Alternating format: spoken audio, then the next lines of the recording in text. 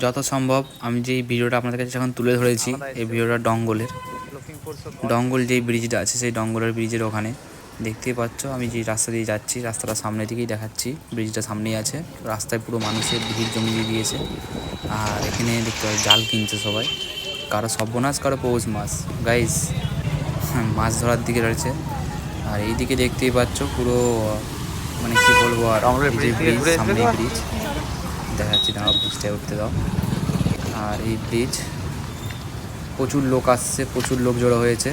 Bridge থেকে সবাই দেখতেছে যে জলটার কতটা বাকি আছে কি না বাকি আছে। তবে আমি যেটা দেখে মনে হলো যে এখানে খুব শিগগিরই বাঁধ ভাঙতে চলেছে, খুব শিগগিরই বাঁধ ভেঙে যাবে।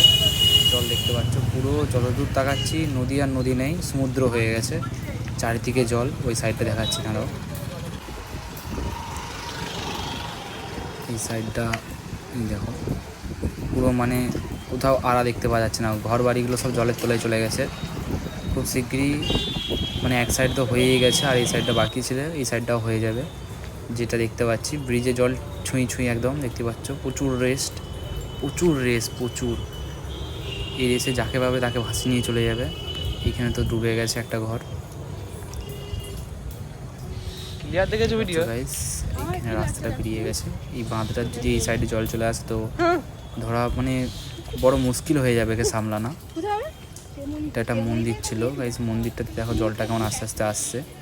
অনেক উঁচুতে ছিল মন্দিরটা, বাট কালী মন্দিরটা এখন ডুবে যাচ্ছে আস্তে আস্তে। সাবমার্সেলও ডুবে গেছে, প্রচুর ভয়াবহ অবস্থা। পুরো চারিধারে জল, পুরো চারিধারে জল, একদম ছুঁই ছুঁই অবস্থা। মানে সামান্য কিছুর জন্য এই সাইডটা বেঁচে আছে, বাট ওই সাইডটাতে জল চলে গেছে, এক হাঁটু করে জল ওই দিকটাতে।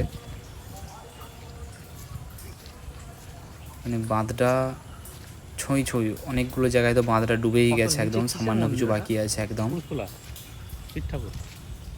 ওখানে একটা মন্দির দেখতেই পাচ্ছ, মন্দিরটা পুরো জলের মধ্যে চলে গেছে, একটুখানি জেগে রয়েছে মন্দিরটার। সেই সাইডেও একটা মন্দির আছে দূরে, সেটাও জলেতে চলে গেছে, একদম জলের তলায় চলে গেছে। জুম করে টেনে দেখাচ্ছি, এই দেখো, ওটাও জলের তলায় চলে গেছে, দুটো মন্দির একদম।